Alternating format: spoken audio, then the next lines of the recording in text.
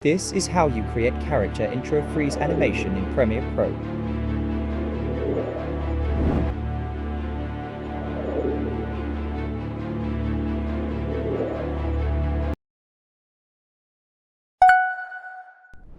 To start, I've already imported this clip onto my timeline. By the way, you can download all project-related assets from the video description. Stay tuned for the password, which will pop up halfway through the video.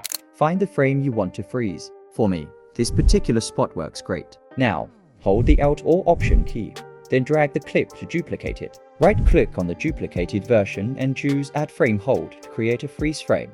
Next, cut the layer and delete the left side. With the freeze frame selected, go to the Effect Controls panel. Under Opacity, click the Pen tool to create a free Bezier mask. On the preview screen, you can now start clicking around the character. This method is ideal for simple masking jobs, but in our case, masking the hair is a bit tricky. So, let's try something faster and simpler.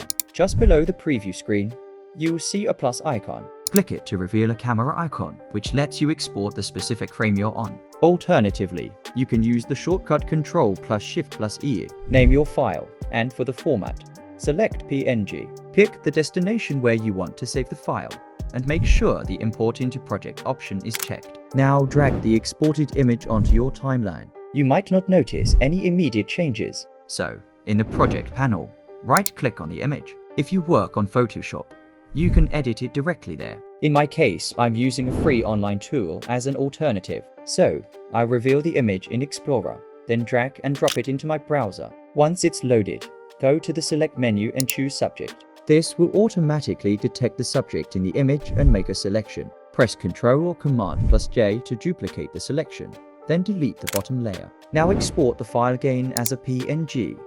Overwrite the previous file, and when you return to Premiere Pro, you'll see that the background is now perfectly removed. Next, right-click on the clip and choose Insert Frame Hold Segment. Move forward by 1 second, then adjust the time duration for both the image and the freeze frame. Now place the image on video track 4, and I'm adding a smoke overlay to video track 3. Trim a few frames from the left, and to match the duration of the image, trim any excess from the overlay. To remove the black background from the overlay, select it, and from the Effects Control panel, change the blend mode to screen. It might also help to adjust the scale and position values. Next, take the rectangle tool and draw a rectangle shape. Then place it on video track 2. Let's change its fill color. Simply click on Eyedropper tool and pick the yellow-orange color from the clip. If you want different color, you can tweak the color to your liking. To add fade in and fade out transitions, select both the overlay and the shape layer. Then press Ctrl or Command+D. With the image layer selected, head over to the Effect Controls panel and activate the stopwatch next to Position and Scale. Move the playhead to the end of Fade in Transition and increase the scale value. Adjust the position settings if needed. To smooth out the animation, right-click the first two keyframes and set their temporal interpolation to ease out. Then drag the handles on the last keyframes to the left. And also let's increase the time duration between the keyframes a bit. Now, grab the Type tool to add your text. In the Effect Controls panel, you can change the font, size, color, and other properties. I'm adding another line of text within the same layer. Let's reduce the font size for the second text, change font weight and adjust the position. Then, using the Eyedropper tool again, change the text color by sampling it from the image. Scrolling up to our Joker text and click circle icon to add an ellipse mask. Set the mask feather value to 180 and adjust its position and size until it covers the whole text. Move a few frames forward and activate the stopwatch next to mask path. Go back to the starting position, then shrink the mask as much as possible. For the second text line, in midway between the first text's keyframes, I'm adding a keyframe for position. Move a few frames back and adjust the Y value to create a slight down effect. For the fade in effect, set keyframes for opacity, starting at 0% and ending at 100%. To smooth out the animation, I'll repeat the same steps as before. Just before the end, I reverse the animation. Copy the last keyframe and paste it, then move to the end of the timeline and copy the first keyframe, then paste it. But this time, drag the last keyframe's handle to the right. We'll repeat this for the remaining keyframes.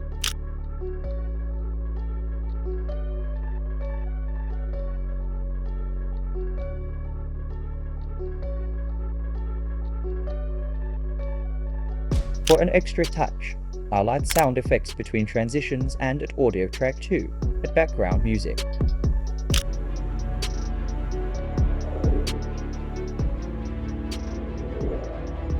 Lately, black and white effects on images are trending, so let's apply one. With the image layer selected, go to the Effects panel and search for Lumetri Color. Apply it by double-clicking. In the Effect Controls panel, under Basic Correction, set Saturation to 5. Scroll up and click circle icon to add an ellipse mask. I repeat the animation steps from our Joker text, so I won't explain that again to save time.